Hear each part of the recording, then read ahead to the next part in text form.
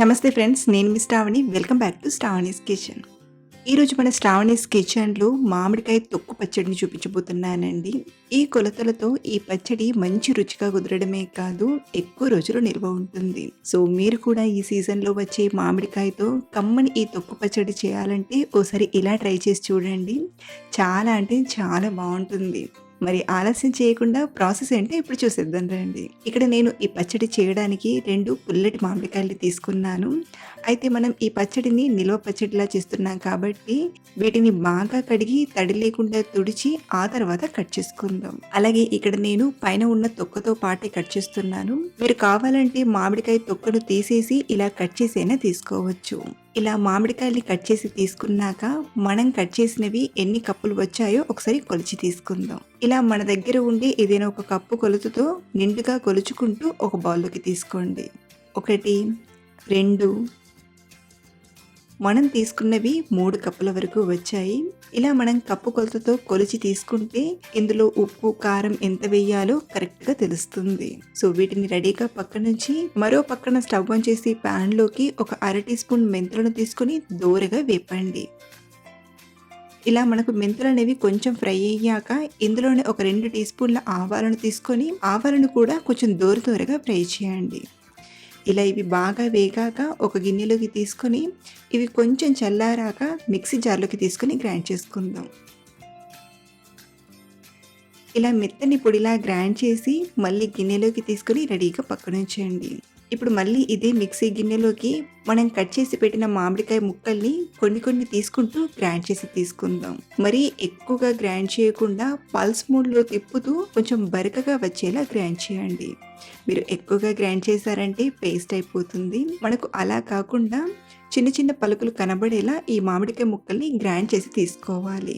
So ఇలాగే మనం cut చేసి పెట్టిన మామిడికాయ ముక్కలన్నీ కూడా కొంచెంగా తీసుకుంటూ గ్రైండ్ చేసి తీసుకోండి. మీకు ఇలా చిన్న మిక్సీ గిన్నెలో గ్రైండ్ చేయడం ఎక్కువ టైంగా అనిపిస్తే కొంచెం పెద్ద మిక్సీ గిన్నెలోకి తీసుకునైనా పల్స్ మోడ్లో తిప్పుతూ గ్రైండ్ చేసి తీసుకున్నా సరిపోతుంది.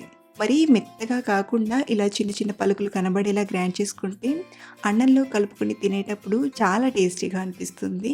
కాబట్టి ఈ పచ్చడి కోసం ఇలా చిన్న పలుకులు కనబడేలా ఇలా గ్రైండ్ చేసి తీసుకోండి. పోపు కోసం మళ్ళీ స్టవ్ ఆన్ చేసి ప్యాన్లోకి 1.5 కప్పు వరకు నూనెను తీసుకోండి. నూనె చక్కగా వేడయ్యాక 1 టీ స్పూన్ ఆవాలను, 1 టీ స్పూన్ జీలకర్రను, అలాగే ఇక్కడ నేను మంచి టేస్ట్ కోసం 1 టేబుల్ స్పూన్ ధనియాలను కొంచెం కచ్చపచ్చగా దంచి తీసుకుంటున్నాను. దీంతో టేస్ట్ అనేది చాలా బాగుంటుంది. మీకు ధనియాలు నచ్చకపోతే స్కిప్ చేసైనా చేసుకోవచ్చు. ఇందులోనే 5-6 ఎండుమిరపకాయ ముక్కల్ని, ఒక 15-20 వరకు వెల్లుల్లిపాయలను తీసుకుని ఫ్రై చేయండి. ఒక 30 సెకండ్స్ ఫ్రై చేశాక ఇందులోనే కొంచెం కరివేపాకుని కూడా తీసుకుని ఫ్రై చేయండి.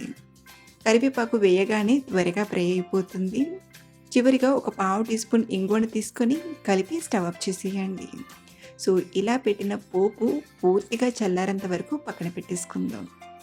ఎప్పుడైతే ఈ పోపు పూర్తిగా ఇలా చల్లారిపోతుందో ఇప్పుడు ఇందులోకి 1/2 టీ స్పూన్ పసుపును, 1/4 కప్పు కారం తీసుకోండి. మనం ఏ కప్పుతో అయితే మామిడికాయ ముక్కల్ని కొలిచి తీసుకున్నామో అదే కప్పుతో ఒక 1/4 కప్పు కారం తీసుకోండి. అలాగే ఒక 3 టేబుల్ స్పూన్ల ఉప్పుని తీసుకోండి. అయితే మనం ఉప్పు మొత్తం ఒకేసారి వేయకుండా కొంచెం పచ్చడి కలిపాక చూసుకొని యాడ్ చేసుకుందాం. అలాగే మనం రెడీ చేసుకున్న మెంతి ఆవాల పొడిని, గ్రైండ్ చేసిన మామిడికాయని కూడా తీసుకొని బాగా కలపండి.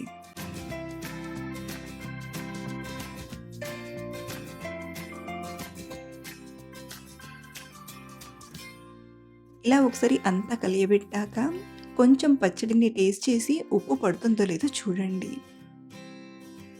ఇక్కడ నాకైతే ఉప్పు అనేది కొంచెం తగ్గింది. పక్కన పెట్టిన ఉప్పుని కూడా తీసుకొని కలిపామంటే టేస్ట్కి తగ్గట్టుగా ఉప్పు సరిపోతుంది. ఇలా మనం పచ్చడి పెట్టేటప్పుడు ఉప్పుని చూసుకొని తీసుకున్నామంటే ఉప్పు ఎక్కువైందని బాధపడాల్సిన పని ఉండదు.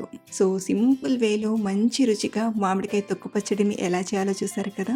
ఇలా మనం ఉప్పు విషయంలో చిన్నగా చూసుకొని చేసుకుంటే ఎప్పుడు పచ్చడి పెట్టినా ఉప్పు ఎక్కువైందని బాధపడాల్సిన అవసరం ఉండదు. అయితే మనం ఇలా పెట్టిన పచ్చడిని వెంటనే తినొచ్చు, లేదా ఇంకా మంచి రుచి కోసం ఒక రోజు తర్వాత తినడం స్టార్ట్ చేస్తే ఇంకా బాగుంటుంది. అలాగే స్టోర్ చేసుకునే విషయానికి వస్తే ఏదైనా గ్లాస్ బాటిల్లో కానీ లేదా జాడీలో కానీ తీసుకుని స్టోర్ చేసుకున్నామంటే రూమ్‌లో పెట్టుకుంటే 1, 2 నెలలు నిల్వ ఉంటుంది.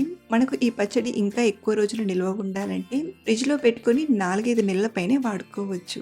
సో, సింపుల్ వేలో కమ్మడి మామిడికాయ తొక్కు పచ్చడిని ఎలా చేయాలో చూసారు కదా! అలాగే మీరు ట్రై చేశాక మీకెలా వచ్చిందో కింద కామెంట్‌లో చెప్పడం మర్చిపోవద్దు. మరిన్ని సింపుల్ అండ్ టేస్టీ రెసిపీస్ కోసం మన ఛానెల్‌ని ఫాలో అవ్వండి. Thank you for watching.